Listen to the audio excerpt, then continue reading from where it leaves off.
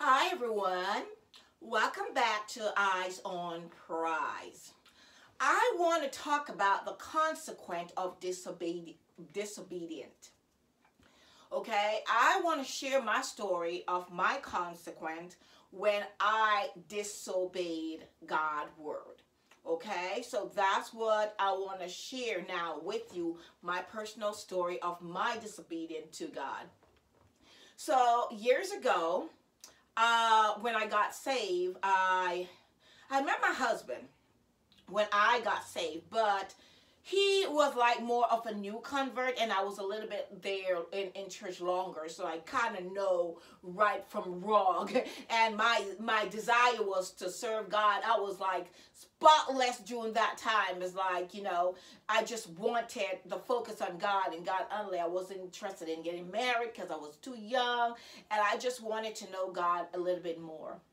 Until one day, I visited a friend's house, and when I visited a friend's house, I noticed this guy that was on the basketball court. And, because how his top was off, he didn't have a top on, and, he was ripped. So I noticed that. My eyes see that, but no lust or anything. I just walk away. So I went back to see a friend again, and she said, hey, this guy want to meet you. I said, oh, I'm not interested in meeting nobody. I'm good. And she was like, no, I just want you to see him, meet him, talk to him. I'm like, okay. She's an older woman and I was younger. So I'm like, okay. Since she said for me to just go talk to him, I'm like, okay, let me go talk. Go talk to him. I don't see no harm in talking to him. So I just went ahead and, meet him. He was 10 years older than I was. And next thing you know, I was in a sinful relationship with this man. Yes, a sinful relationship. I basically stopped going to church as often as I did before, and it's like I was more around this guy 24/7. Older people, men, seem to manipulate the younger one. When you're so young, it's easy for them to manipulate you, change you from your path, especially if they themselves is confused and don't know what they want. Because at time I thought he was a Christian too, and that's why when my friend say to me, that a so-called friend who was older woman say to me, just give him a chance. Next thing you know, I was living a sinful life when God already told me that's not who he had for me. 2 years later, he left. He went back home. And I was like, he was like, well, we're going to get married. I'm like, okay. So I waited about a year and a half for him. And then one day, because I was like, I'm ready to go leave because I can see God opening up another another path for me. And I'm like, I was focusing and going in the path that God had until he called me one day. And he was bawling and telling me, how he missed me and he can't live without me and all these mess that he was saying. But me as a younger person believed him that he was really this guy that really is in love with me. And I'm like, okay, God, let me give him a chance. Next thing you know, I'm trying to go where he is, but God put every single thing in my path to stop me from going to go to where this guy was, because basically we were going to go live together and we weren't even married. God tried everything, did everything in my path, and it doesn't matter what he did, I was still going. You see how disobedient I was? It didn't matter how much stop and blockage and everything that was in my path not to go to Maryland to basically go live with a man that's not my husband. I'll be living in sin. God tried to put everything in my path. It didn't matter to me. I went. But before I went, God gave me a vision that he was already in a full-blown relationship there with another person. And as soon as I got there, I say to him, you need to tell me who the person is and who you were involved with. And he was trying to lie. I said, look, I already see it. She's coming. She is coming. She's going to come to tell me everything. You need to tell me. And when he finally took forever for him to tell me when he did, that same night, that woman came and told me every single thing. Her intention was to tell me, for me to say, you know what, I don't want nothing to do with you, and leave him to her. But the person that I'm like, I'm not going to leave him to you. No. Because you're playing a game. So if you come and tell me, you believe me, you come and tell me all of this, then I would just leave and give him to you. Because, you know, young and naive, right? But like I said, God told me not to go to him, to live there. He told me that. But I still went, even though when God was stopping every single thing I was doing, I was trying to maneuver and do everything because I wanted what I wanted. And when I went, I realized the person that I know 2 years prior was not the same person that I met. The person that I met was totally different. He was more abusive in many ways, you know. And I realized that the loving person I thought he was not that person he is anymore, for some apparent reason. And the funniest thing is, I remember that when we moved to another state and I met, you know, this girl, and she came at my house and we were talking, and she said that, you know, I'm shacking up, you know. And I said to her that, no, I'm engaged, because that time I was really engaged. And she said, engagement is not marriage, you are shacking up. And I'm like, yeah, you're right. Next thing you know, I decide to get married to this man.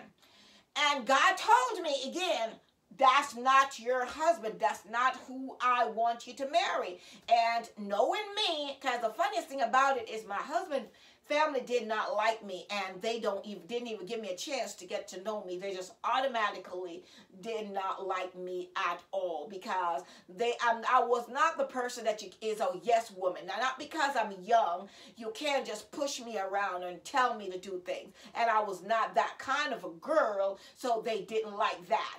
So I remember when I was deciding to get married. Now, the funniest thing is, I'm getting married, but I'm paying for everything. That's the first red flag. How am I getting married to a man and I'm paying for everything? The venue, even to go to the Pocono.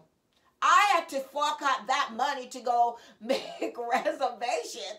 So, and you see, he was 10 years older than me. But yet still, I was the one that is taking care of him. And I was even looking at that the whole time.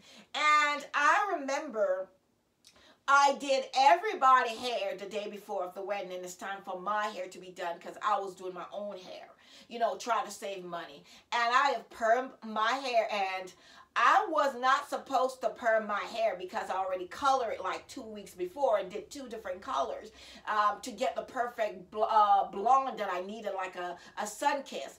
And when I put that perm in my hair, which the Spirit of God told me not to do, and I did it anyway. Next thing you know, I'm in the shower and my hair is just coming off in my hand in the shower. That's the day before my wedding.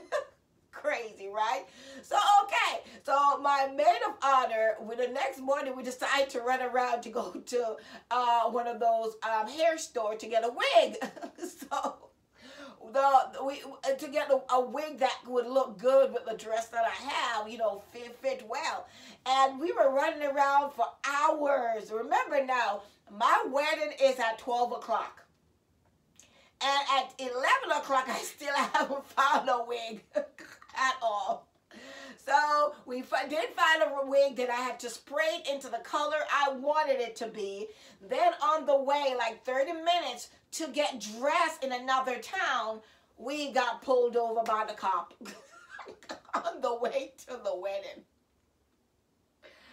Also found out that my husband's car would not start. Would not start. Somebody else had to come and get him because the car refused to start. You hear me? It's like so much red flag. Remember, 12 o'clock wedding, I wasn't there until 2. The wedding didn't start until 2. A hot mess, right?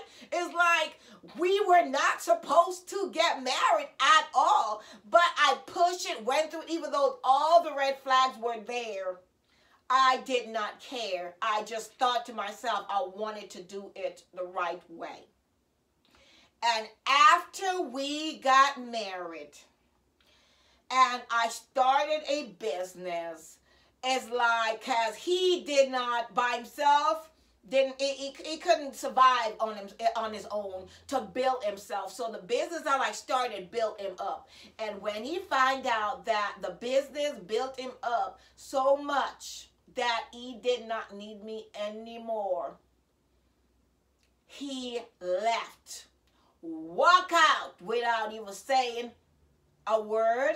Walk out with not even saying, leaving a letter. He left because now he don't need me anymore. He can go get his vehicle. He can go get a house. He can get anything because I built him to the person, built him up to a place that now everybody is running around him like he's everything, because now he's thinking to himself, I got money, I got this, I got that, now I don't need you. So yeah, he walked out on me without even saying goodbye.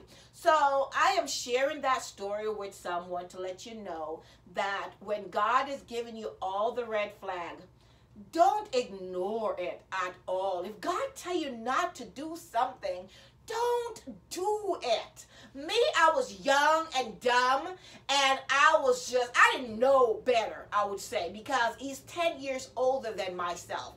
And I don't know if I was looking for a daddy figure. I don't know what I was looking for, but I should have been like more aware because he's older, and instead I was the one taking care of him. Think about it. A younger girl taking care of a grown man that's supposed to be taking care of you. And then I realized he was starting to get jealous of every and any accomplishment that I was having. And then he started competing with my accomplishment and try to do the same thing that I'm doing. It's like he was competing with me. And that did not even make sense.